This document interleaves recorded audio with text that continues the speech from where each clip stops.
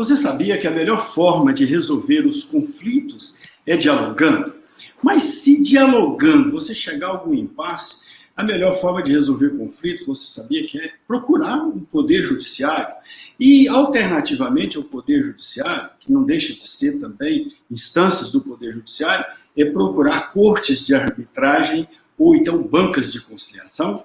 Pois é, cortes de arbitragem e bancas de conciliação são o tema, os temas do programa Papo Dinâmico que começa agora.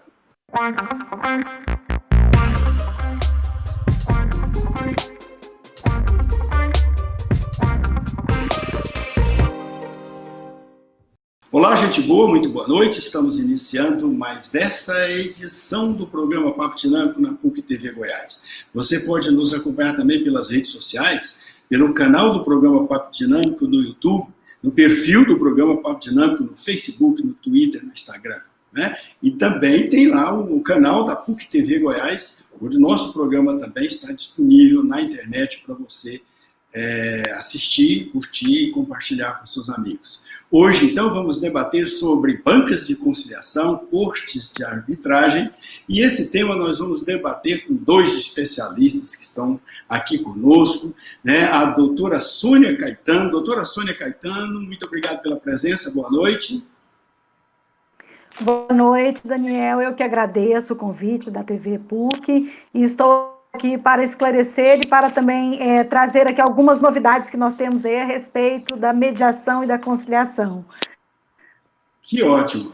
E também com o doutor José Eduardo Barbieri, ele que está aqui conosco. Muito obrigado pela presença, doutor José Eduardo, muito obrigado pela presença, seja bem-vindo ao Papo Dinâmico, muito boa noite. Eu que agradeço, professor Daniel, boa noite, Sônia, doutora Sônia, é um prazer enorme estar aqui com vocês. Estamos aqui para contribuir.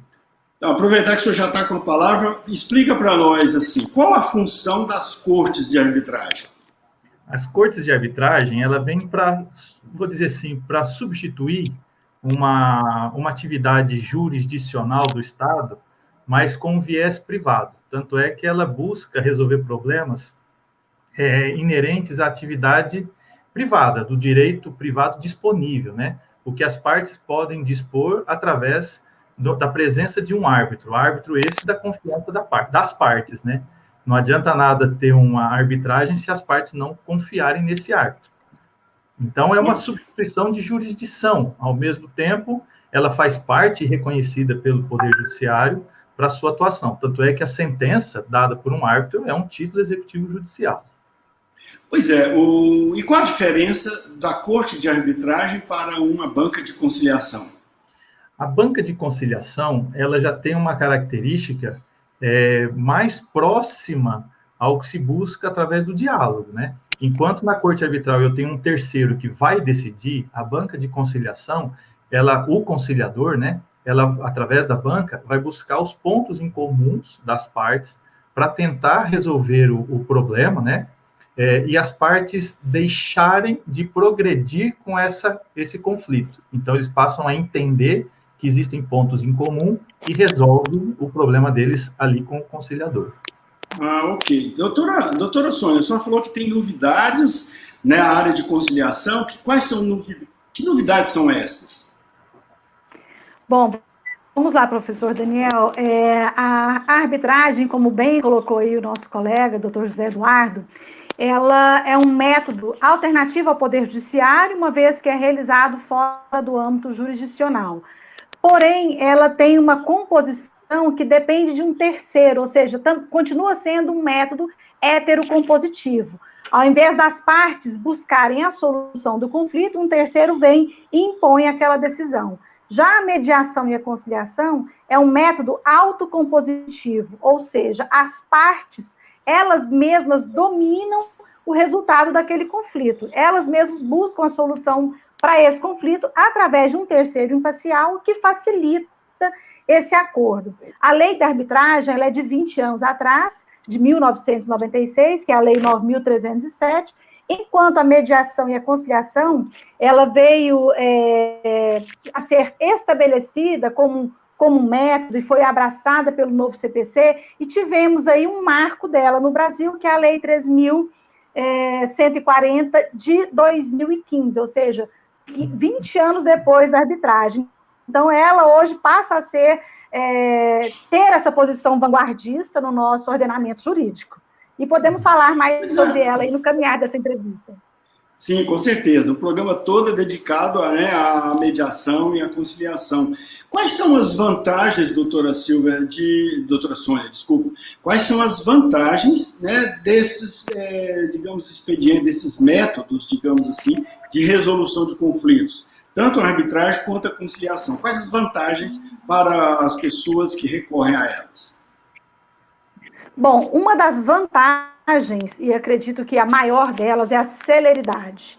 Porque uma vez que você passa a buscar um método alternativo ao Poder Judiciário, você não depende mais daqueles trâmites processuais com idas e vindas do processo, com atos processuais que têm um prazo alongado, com recursos e mais recursos. Então, aqui as partes podem entrar num procedimento de mediação e conciliação e resolver a questão em poucos meses, em um mês, em 4 meses, tanto na conciliação e mediação, como também nos processos arbitrais. Essa é a grande vantagem. Uma outra grande vantagem que eu reconheço é a confidencialidade. Então, hoje nós temos aí grandes empresas que, ao celebrarem contratos, elas já estabelecem que qualquer conflito oriundo daquele contrato será resolvido através da mediação e da conciliação ou através da arbitragem, porque elas não querem que isso vire notícia, que isso não vá parar aí nos anais, porque uma vez que você protocola uma petição inicial,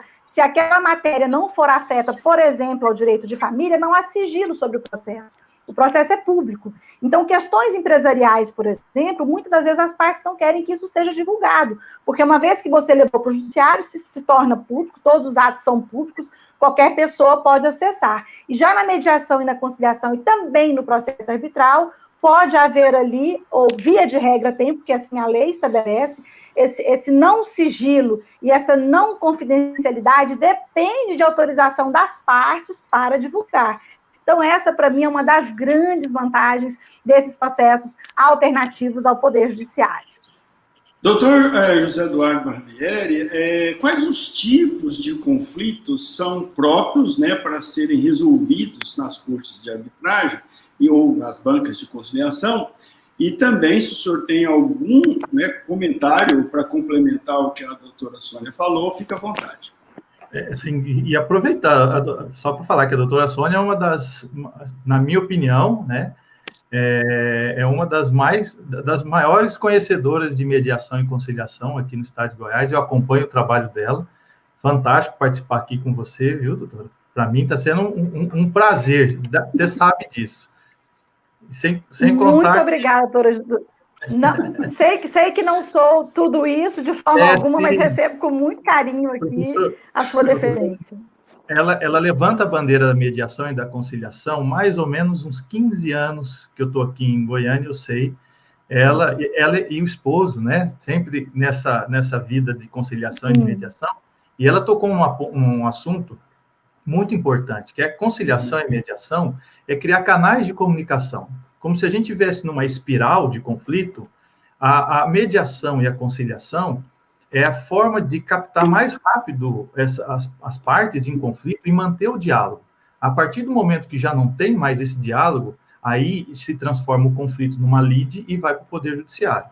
Mesmo no Poder Judiciário, é como se eu tivesse uma etapa lá que fornecesse a conciliação. Por isso que a doutora Sônia falou da novidade legislativa, né? É que a todo instante o Poder Judiciário oferece às partes a resgatarem o canal de comunicação. E o papel do mediador e do conciliador abre-se no século XXI com uma grande importância. O senhor falou sobre as atividades... Os tipos de conflitos, isso. Os tipos de conflitos, né? As cortes arbitrais, elas necessariamente trabalham o direito patrimonial disponível. O que são os direitos patrimoniais disponíveis? Aquilo que eu posso negociar, alienar, aquilo que eu posso fazer a ceder, né? Uma parte cede a outra. Então, as partes de contratos, até mesmo responsabilidade civil, algum aspecto indenizatório, um aspecto de direito material, algumas questões sobre Estado, né? Porque a parceria pública e privada prevê a arbitragem nas relações contratuais entre o direito público, e tenho também algumas questões sobre trabalhista já sendo feitas, né, na questão da arbitragem, e assim, mas questões voltadas ao estado das pessoas, né, estado civil, algum aspecto do casamento, filiação, parte de inventário, tudo que gira esse assunto com mais normativas de direito público, essas antecedem-se através da conciliação e da mediação. Então, eu tenho assuntos muito específicos nisso. O senhor citou aí, então, direito civil, direito de família, partes, né? Alguns conflitos dessas áreas poderiam ser resolvidos. E Sim. Direito do consumidor, é possível Sim. também alguma coisa ser resolvida nas bancas de conciliação ou arbitragem? É possível. A legislação prevê, aliás, o Código de Defesa do Consumidor é uma norma de ordem pública cogente, né, que ela se separa do Código Civil. Embora eu tenha todo um Código Civil, de certa forma, sendo aplicado de forma subsidiária. E o CDC, que é Amparo ao Consumidor, ele faz previsão direta de cláusulas abusivas. E uma delas é quando impõe compulsoriamente ao consumidor participar de corte arbitral. E nessa esteira, né, o STJ e o TJGO já entendeu que o consumidor ele pode sim usar a corte arbitral desde que ele aceite a corte arbitral.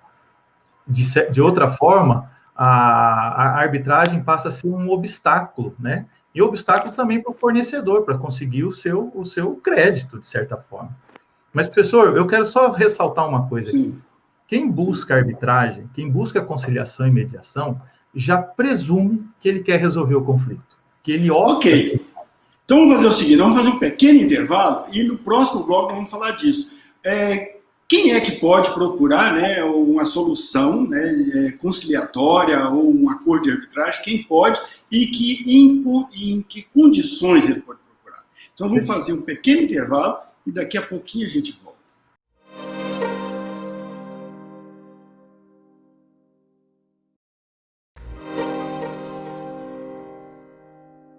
E volta com o programa Papo Dinâmico na PUC TV Goiás, toda terça-feira, 9h30 da noite, 21 horas e 30 minutos. E também estamos no YouTube, no canal do programa Papo Dinâmico, no canal da PUC TV Goiás e no perfil do programa Papo Dinâmico, no Instagram, no Twitter e no Facebook. Hoje estamos falando aqui sobre cortes, né, sobre mediação e conciliação. Estamos falando deste tema, debatendo aqui com a doutora Sônia Caetano, que é especialista na área, e também é especialista na área, o doutor José Eduardo Barbieri. Muito obrigado de novo, eu agradeço mais uma vez pela presença. E vamos, então, ao tema que nós anunciamos, né? Quando é que alguém pode procurar resolver algum conflito por conciliação ou por mediação?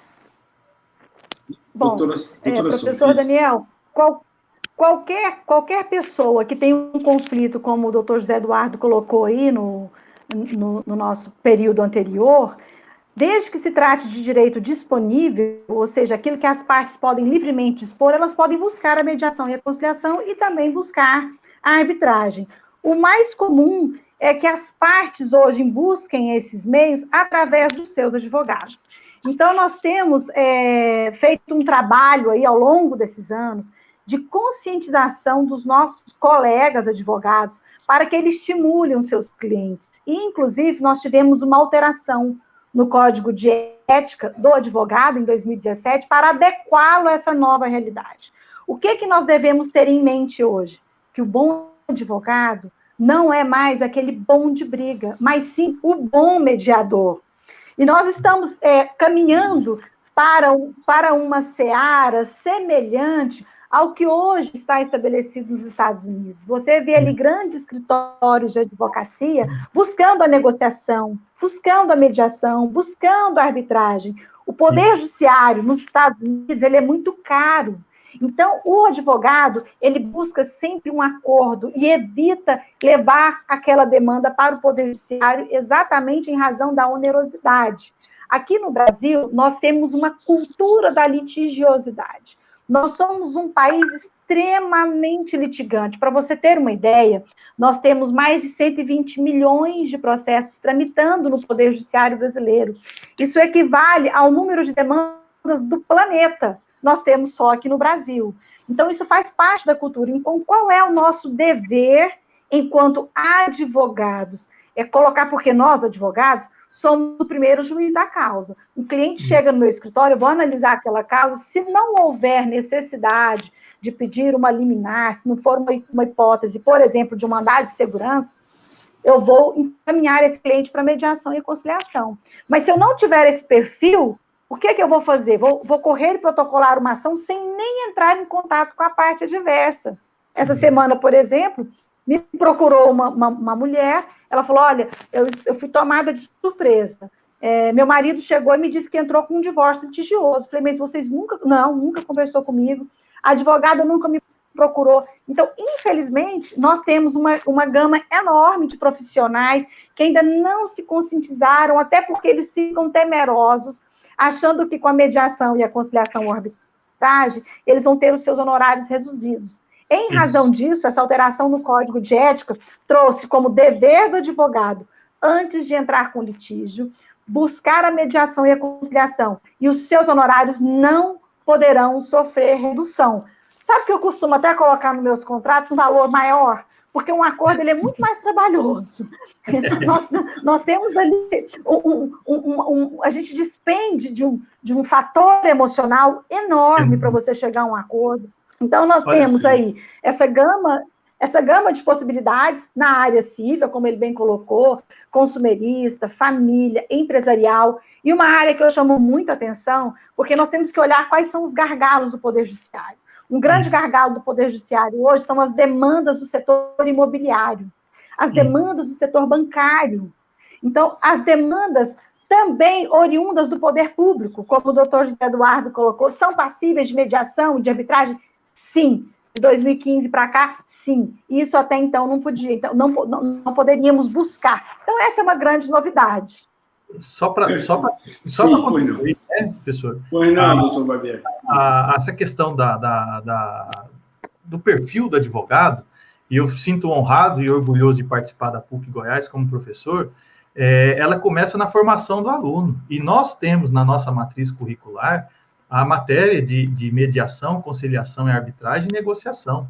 E é uma das disciplinas no curso de Direito que mais tem chamado a atenção dos alunos. Os alunos têm participado e buscando uma nova formação para que ele, no mercado de trabalho, ele atue diretamente nessa área. Nós temos, assim, uma falta de profissionais que tenham o perfil, como é que eu vou dizer assim, um perfil humano, um perfil capaz de ver que o que está faltando na outra parte é diálogo. Então, o advogado ele tem que ser aquela pessoa que busque a comunicação e resgate, como se ele trabalhasse em algum operador de telefonia e falasse, olha, está aqui, agora isso aqui a gente pode resolver? Resolveu. Professor, quantas vezes eu vi uma sentença no Poder Judiciário se transformar em 10 ações judiciais? Quer dizer, uma sentença parece procriação de lides.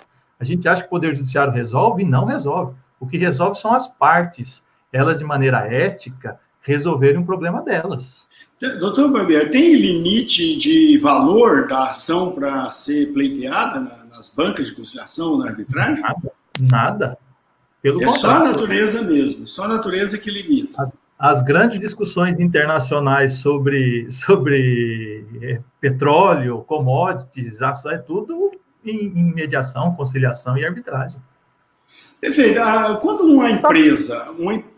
Pois não, doutora Sônia. Não, só para complementar aqui a fala do professor Barbieri. As grandes ações, e como nós colocamos aqui, os grandes contratos são resolvidos através da mediação e da conciliação, e recentemente nós tivemos um exemplo, que agora acredito que vai vir com muito mais força, porque nós temos já um projeto de lei em andamento, estabelecendo a mediação e a conciliação nas recuperações judiciais. A recuperação judicial da Oi, por exemplo, ela foi solucionada através da mediação. Então, para você ver, um valor altíssimo ali, e foi um resultado bom. Quantos anos você acha que essa recuperação judicial levaria se estivesse no Poder Judiciário? Nós não sabemos a data de quando ia terminar, só o início. Você dá entrada numa petição, você sabe a data que você entrou. Quando ela vai terminar, você não sabe. O advogado que precisa, o fim do processo para o seu cliente, sinto muito. Ele não está sendo leal ao seu cliente. Ele está mentindo, porque não tem como prever. Vocês disseram aí que o advogado pode atuar como representante, né, como representante da parte num processo aí de conciliação e mediação. Mas quem pode ser mediador ou conciliador? Tem que ser advogado também? Não. Bom, se você me permite, Zé Eduardo, eu posso falar a respeito? Posso responder essa pergunta? Bom, vamos lá. Nós temos que diferenciar a mediação extrajudicial e a mediação judicial. Eu sou fundadora e diretora jurídica da Mediale, que é uma Câmara de Mediação e Conciliação e escola. Então, a Mediale, ela é credenciada pelo CNJ e está cadastrada aqui no Tribunal de Justiça do Estado de Goiás, cadastrada no Tribunal de Justiça do Distrito Federal, e nós capacitamos mediadores e conciliadores. O curso, ele é um curso, digamos, complexo, porque ele envolve uma parte teórica e uma parte prática que é demorada. Então, o aluno ele tem que participar das audiências de mediação e conciliação para ele ter essa experiência e, no final, ele se capacitar. Então, o mediador e o conciliador que atua no âmbito do Poder Judiciário, ele tem que ser devidamente formado por essas escolas credenciadas pelo CNJ. E aqui no estado de Goiás, a única, por enquanto, que é credenciada é a Mediale. Ou o aluno faz esse curso numa escola credenciada, ou ele faz esse curso nas escolas judiciais. Mas de 2 anos para cá, as escolas judiciais não estão oferecendo esse curso para o público externo, mas formando apenas os servidores do Poder Judiciário. Qual o requisito para ele fazer? Ele tem que ter um curso superior? Vamos lá. Para ele entrar na Mediale... Vou explicar para você. Para ser conciliador, ele basta estar, claro, com a sua maioridade completa para ser conciliador. Para ser mediador, ele precisa ser bacharel em qualquer curso superior por um período de 2 anos. Isso para ele ser um mediador judicial. Precisa ser advogado? Não. Precisa ser bacharel em direito? Não. Então, nós temos excelentes mediadores que são psicólogos, corretor de imóveis, enfermeiros, excelente. Tem que ter 2 anos de curso superior, mas um curso completo, né? Um curso concluído. Um curso tecnológico, no caso. Isso, um curso concluído. Isso. Ele concluiu um curso superior reconhecido pelo MEC, ele terá o diploma dele expedido, então, para ele ser mediador judicial. O conciliador, não. Basta ele ter 18 anos de idade. Ele pode ser conciliador judicial. Agora, o extrajudicial, nós não temos essas regras estabelecidas pela Lei 3.140 e nem pela Resolução número 125 do CNJ, e eu preciso dizer aqui também, antes que a gente caminhe um pouco mais, que além da Lei 3.140 de 2015, o nosso primeiro grande marco é a Resolução número 125 do CNJ, que é de 2010. Então, toda a base nossa, ela está dentro dessa resolução do CNJ, onde ela estabelece esses parâmetros para o mediador e o conciliador. É importante deixar bem claro aqui que não precisa ser advogado. É claro que, como nós temos um grande número de profissionais no mercado, da área do direito, é muito bom que nós tenhamos agora esse interesse dos advogados ou dos bacharéis em direito para a mediação e a conciliação. Se eles se especializarem ou se tornarem bons mediadores, eles podem ter uma atuação e ter uma rentabilidade aí tal qual de um advogado. Então, isso é muito bom, né? Nós vimos isso com muitos bons olhos. Ok. Vamos fazer um pequeno intervalo e a gente já volta. Vamos retomar essa questão da profissionalização aí dos mediadores e conciliadores e também vamos ver como é que as bancas de conciliação e as cortes de arbitragem estão atuando durante a pandemia. Daqui a pouco a gente volta.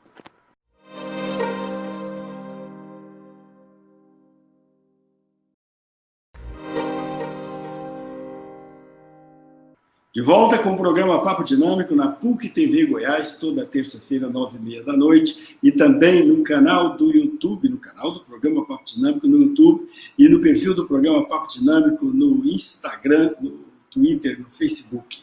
Hoje, falando aqui de mediação e conciliação, com a doutora Sônia Caetano e o doutor José Eduardo Barbieri. Eles que são especialistas nessa área, são professores, pelo menos o professor José Eduardo Barbieri, já disse aqui no programa, é professor da PUC Goiás. Doutora Sônia, a senhora é professora também? Sou professora lá na escola, né? Sim. E na PUC também. Lecionei na PUC durante cerca de 10 anos, Direito Processual Civil, Prática Jurídica. Eu sempre gosto de falar com o doutor, mas quando eu falo com o professor, eu tenho muito mais consideração, viu? Porque é uma missão ser professor, né? Ser doutor é o quê? Uma condição, mas ser professor é uma missão. Eu acho muito bom, porque geralmente um professor, ele, além de ser um sábio, tem uma sabedoria sobre a área que ele ensina, ele também tem um carinho, tem uma forma amorosa, digamos assim, de fazer a sua leitura, né, da realidade. E a gente vê isso transparecer nas falas de vocês aqui durante o nosso programa. Mas então, vamos só para encerrar aquele assunto do bloco anterior, eu queria saber do Dr. Barbieri, é possível a pessoa encarar um profissional qualquer aí que fez esse curso lá na escola da doutora Sônia, ele encarar isso como uma profissão, como mediador ou conciliador? Professor, quem faz parte dessa área de mediação, conciliação, e a questão até mesmo da arbitragem, ele tem um papel de liderança, um líder nato na sociedade, porque ele carrega a confiança das partes, né? Então, quando eu falo assim de que tem alguém que é mediador ou conciliador, eu já tenho assim um respaldo de conduta dessa pessoa. Hoje, a doutora Sônia sabe muito bem do que eu estou falando, hoje ainda nós não temos uma valorização assim do nosso mediador, que tem essa relação com o Poder Judiciário, e nós estamos começando na parte privada, essa parte de mediação e conciliação, a conseguir um retorno financeiro. Acredito assim que para ser, inclusive para a arbitragem, né? Nós estamos no estado de Goiás, e no estado de Goiás ainda se tem um olho meio assim envesado quando se fala de meios alternativos, né, de solução de conflitos, porque a gente espera que um juiz de direito vai pôr fim ao conflito, e não é assim. O que a gente tem são pessoas líderes que estão dispostas a resgatar essa comunicação. Então, ainda não é possível a gente falar de viver de, né, viver de, mas conforme as formações vão acontecendo e o nosso Poder Judiciário olhando para o mundo privado, dizendo, olha, há a possibilidade de fazer parcerias públicas e privadas, né, dentro dessas áreas, e prestigiando o trabalho, veja da doutora Sônia, o trabalho de formiguinha, de carregar uma construção diária de mediação e conciliação no Estado, essas horas de falar assim, olha, são líderes e que merecem esse respaldo. Então, eu acho que é com atividades da Mediale que a gente consegue uma profissionalização, né, definitiva. Continuando com o senhor ainda, quando é que o árbitro, que eu vi aí que a conciliação, o conciliador é aquele que procura fazer as partes entrarem num acordo, não é? Mas a arbitragem não tem alguma função em que o árbitro decide pelas partes? As partes discutem, ele procura levar os dois a entrar num acordo, mas em algum momento tem que tomar uma decisão. E aí pode ser que as partes ficam ali indecisas e o árbitro que decide, tem alguma possibilidade dele decidir? E em que condições ele decide? Professor, o primeiro momento de uma arbitragem é a conciliação. Quando ele percebe que não existe essa comunicação, ele parte para a decisão. E quando ele parte para a decisão, ali, nesse momento, enquanto ele é árbitro, ele está revestido da toga do Poder Judiciário. Tanto é que se ele fugir disso, ele comete crimes de mãos próprias, né? Então, como se ele tivesse corrupção, concussão, qualquer outro crime que envolva o magistrado. Então, ele está ali como juiz de direito, ele vai decidir. Então, na corte de arbitragem, o árbitro, né, o que faz a mediação, ele tem a autoridade de poder decidir pelas partes caso elas continuem ali sem entendimento. E se a corte arbitral não tiver previsão dentro da corte de um recurso, alguma coisa assim, né, a sentença foi dada. Não tem como fugir dela. A condição é que as partes teriam que aceitar esse árbitro como árbitro deles. Lá no começo. Lá no começo, isso. E uma vez antes de começar o processo, o árbitro tem que perguntar se as partes estão de acordo. Isso, ou já está previsto no contrato que eles fizeram. Ou já está previsto no contrato. Exato. Desde que o contrato não seja um contrato de prestação de serviço, um contrato digamos, consumerista.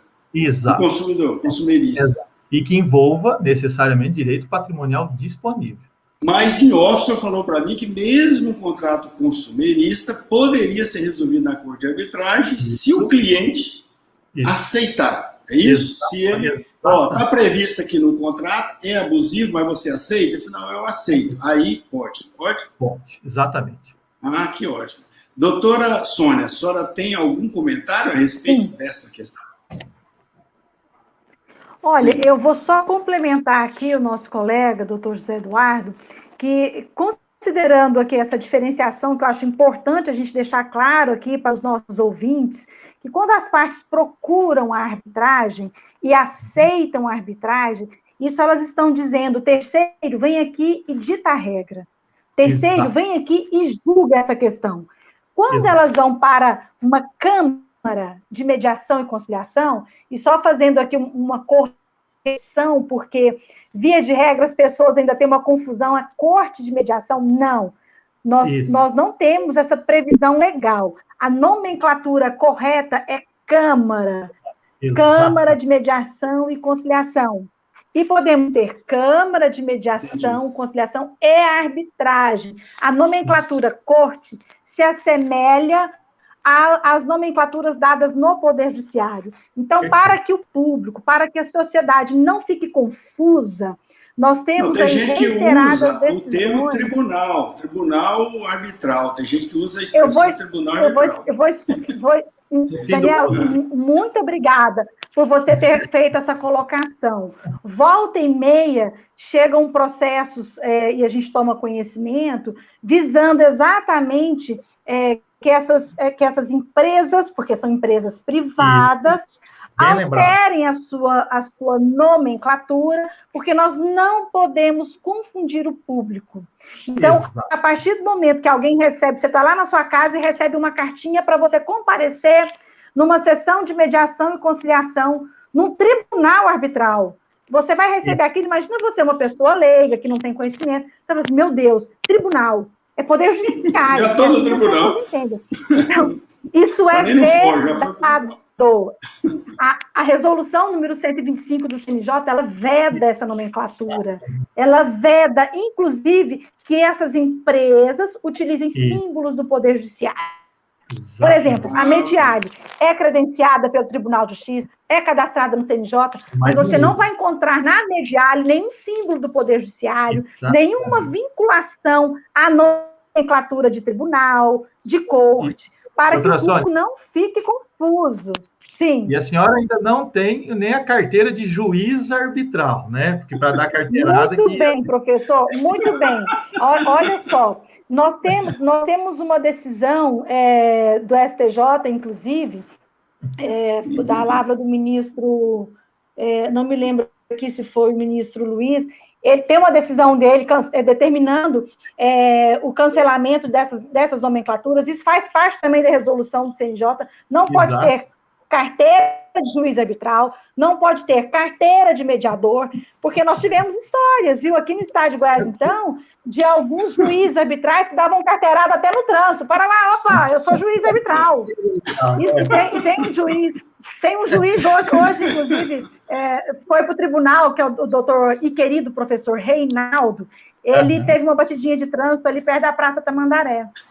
O carro bateu atrás do carro dele, e ele, magistrado, isso há uns anos atrás, cerca de 8 a 10 anos atrás. Aí ele desceu do carro, aí o motorista abriu a porta nervoso, falou assim, o senhor que teve culpa, e o senhor não sei o que, o senhor me respeita, eu sou juiz, e tirou a carteira de juiz arbitral. Ele falou, é para estar carteirado? Então toma a minha aqui. Eu sou juiz judiciário. Então, isso não pode acontecer, nós não podemos confundir a população. Então, nós que atuamos com esses meios adequados ou alternativos, nós estamos aqui na condição de particulares, certo? Agora, vou reforçar aqui o que o professor José Eduardo colocou. O mediador, quando ele está exercendo a função e no exercício da sua função, ele se equipara ao servidor público para todos os efeitos da lei penal. O árbitro também, de igual modo. Então, ele se equipara a servidor público para os efeitos penais, ou seja, ele pode ser autor do crime de corrupção, do crime de peculato, que são crimes próprios do servidor público. Então, nesse ponto ele se equipara, mas nos demais, nas prerrogativas, de forma alguma. Tá bom, ficou ótimo. Sim, doutor Barbieri. Aqui no estado de Goiás, aqui em Goiânia, né, nós tínhamos, né, agora que está melhorando a ideia de arbitragem, né, nós tínhamos até a necessidade de estar ligado ao Poder Judiciário, isso nunca existiu, porque é uma empresa. Não, no segundo momento, não existe na lei previsão nenhuma. E no segundo momento, oficial de justiça mandando cumprir ordem, cumprindo ordem de justiça. É loucura. Mandando, penhorando, cumprir penhora. Lembrei aqui agora do julgado, do ministro Luiz Alberto Barroso. Luiz Alberto Barroso foi o relator do recurso julgado no STJ, que declarou a nulidade da parceria pública-privada estabelecida por uma corte arbitral sediada aqui em Goiânia, com o Tribunal de Justiça. Esse julgado ele foi mais ou menos de março de 2017, quando o ex-presidente do Tribunal de Justiça, Gilberto Marques, assumiu a presidência do tribunal. Uma das primeiras medidas dele foi cumprir essa decisão do ministro Luiz Alberto Barroso. Não pode ter parceria pública e privada, por quê? A função jurisdicional, ela só pode ser exercida pelo Estado. Ela é uma função estatal. Ela não pode ser exercida por um ente privado. Então, corte não pode ter denominação, tem que chamar Câmara. O juiz arbitral ele é particular e o tribunal arbitral, só para completar, o que é tribunal arbitral? Vou explicar para você. Não tem que estar sediado em lugar nenhum.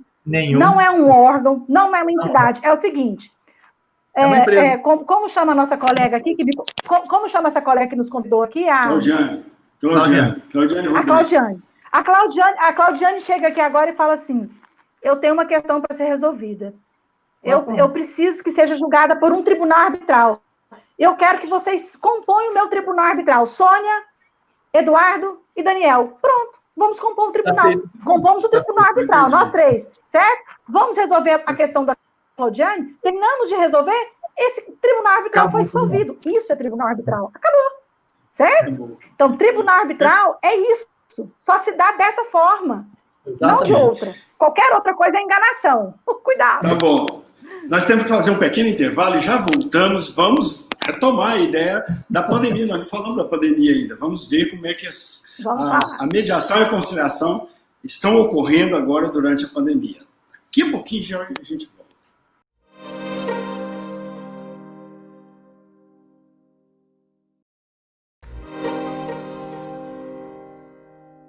De volta com o programa Papo Dinâmico na PUC TV Goiás, toda terça-feira, 9h30 da noite, no canal do YouTube, no programa Papo Dinâmico, no perfil do programa Papo Dinâmico, no Facebook, no Instagram, no Twitter. E hoje debatendo aqui sobre mediação e conciliação com a doutora Sônia Caetano e com o doutor José Eduardo Barbieri. Então, doutora Sônia, como é que as cortes já aprendemos que são câmaras de arbitragem, câmaras de conciliação. Como é que elas estão se virando durante a pandemia? Está acontecendo conciliação durante a pandemia e de que forma? Bom, nós tivemos aqui um grande marco nessa pandemia. Nós passamos a utilizar todas as plataformas de mediação online, como estamos aqui agora gravando essa entrevista à distância. As audiências de mediação e conciliação no âmbito do Poder Judiciário, no âmbito das câmaras privadas, também está sendo feito de forma virtual. Estamos usando a plataforma Zoom, estamos usando o WhatsApp, as conversas por videoconferência, porque permite ali até 8 pessoas conversarem. Isso está fluindo de uma forma tão boa que provavelmente, após esse período de isolamento, o Poder Judiciário e as câmaras vão continuar usando este recurso. Isso possibilitou aqui pessoas se aproximarem e uma realização de audiência com muito mais celeridade e com muito mais eficácia. Não estou vendo prejuízo para as audiências de mediação e conciliação, tanto no âmbito do Poder Judiciário como no âmbito das câmaras privadas. Isso tem sido feito com muita frequência. A exemplo nós temos aí agora grandes empresas públicas, como a Caixa Econômica Federal, por exemplo, aderiu à mediação e à conciliação online para resolver a questão dos seus contratos. O Banco do Brasil também está procurando as câmaras de mediação e conciliação para resolver, através da mediação online, a questão relativa aos contratos que estão inadimplidos. Eu vejo com bons olhos e acredito que esse é um dos efeitos benéficos, porque todos nós tínhamos medo de lidar com essas ferramentas. E agora isso banalizou. Então, você fala, mas o semi-analfabeta... Gente, hoje, quem não tem um WhatsApp no telefone? É muito raro. Então, uma vez que as audiências podem ser realizadas através do WhatsApp, de uma chamada em grupo, isso está sendo feito com frequência. Perfeito. Doutor Barbieri, podemos dizer que as câmaras de arbitragem são instituições privadas, né, organizadas por iniciativa privada, e as bancas de conciliação ou câmaras de conciliação são mais vinculadas ao Poder Judiciário ou não tem nada a ver uma coisa com a outra? Professor, são dois caminhos, né? Existem as duas partes. As bancas de conciliação e mediação, elas podem ser privadas e também terem o convênio com o Poder Judiciário, e as cortes arbitrais, elas são necessariamente privadas. Aliás, eu posso ser um árbitro e não precisar nem ter uma empresa montada. Basta as pessoas... Qual é a força, o peso de uma decisão de uma Câmara de Arbitragem? Ela tem efeito como efeito de uma decisão judicial? Ela é considerada um título executivo judicial. Ali eu tenho uma sentença judicial. A partir desse momento eu passo a cumprir essa sentença. Vou até o Poder Judiciário e uso o procedimento executório para fazer valer o meu dinheiro. Nas bancas de conciliação também a decisão ela tem força também executiva? Também. Mas só que se eu tiver no mundo privado, eu tenho um título executivo extrajudicial, que aí eu tenho que executar. Okay. Agora, se eu tiver vinculação ao Poder Judiciário, aí também tem um título executivo judicial. Onde hoje, a doutora Sônia quer falar sobre isso também. Por favor, doutora Sônia. Não, é só para complementar, quando nós temos, só para diferenciar, né? Numa câmara arbitral ou quando o procedimento é feito por um árbitro, você tem a sentença. E quando você faz esse procedimento através da mediação e da conciliação, você não tem uma sentença, você tem um acordo. Esse acordo, celebrado numa câmara privada, ele equivale a um título executivo extrajudicial. Mas uma vez que a Câmara encaminha para homologação no Poder Judiciário, você passa a ter um título executivo judicial. Diferença de peso entre um e outro existe? Não. O procedimento para o cumprimento é o mesmo. Quem no Poder, doutora Sônia ou doutor Barbieri, quem lá no Poder Judiciário homologa esse acordo extrajudicial? O juiz. Por isso que o senhor falou assim, banca de conciliação, né? Muitas vezes, quando a gente fala de universidade, elas estão ligadas à construção de bancas dentro da faculdade, certo? Perfeito. E aí, necessariamente, elas estão linkadas a um juiz que regulamenta ou que fiscaliza essa banca de conciliação. Então, é ele que faz a homologação desse acordo. Então, essa homologação já vira um título judicial.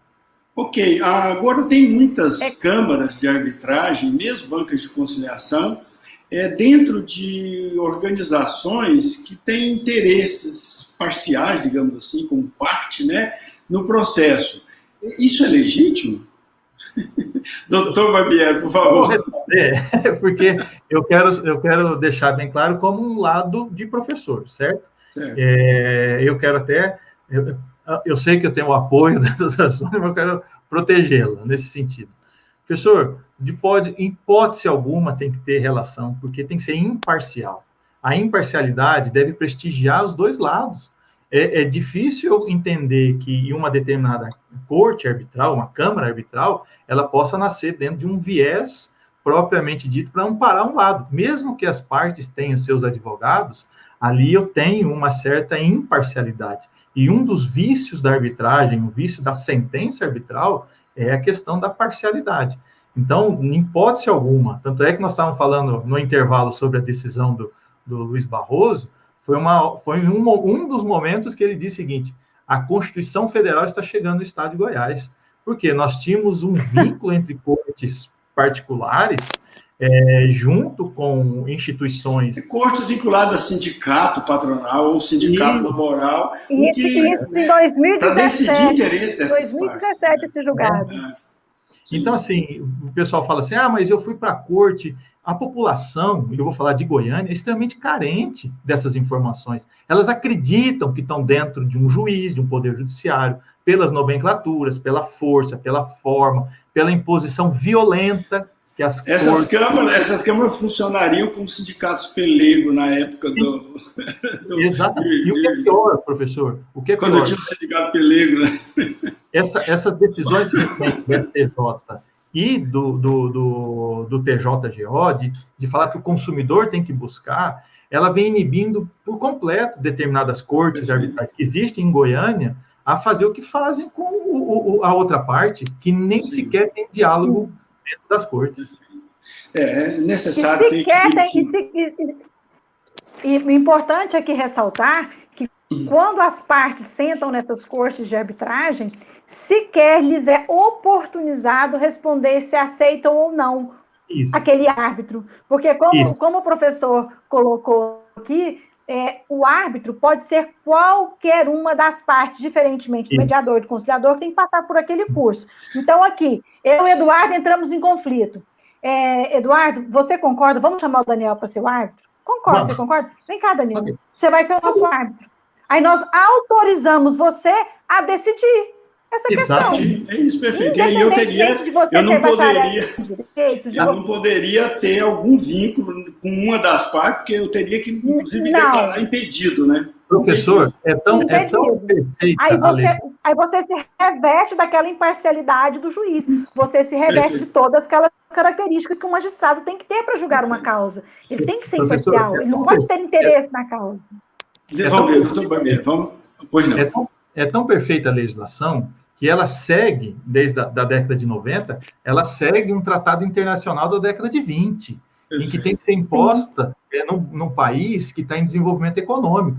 Então, o que se quer? O senhor pode ser analfabeto, mas se nós dois confiamos em você, a sua sentença não pode ter nada de direito, só de falar assim, olha, eu acho justo que o senhor pague tanto. Isso já é uma sentença.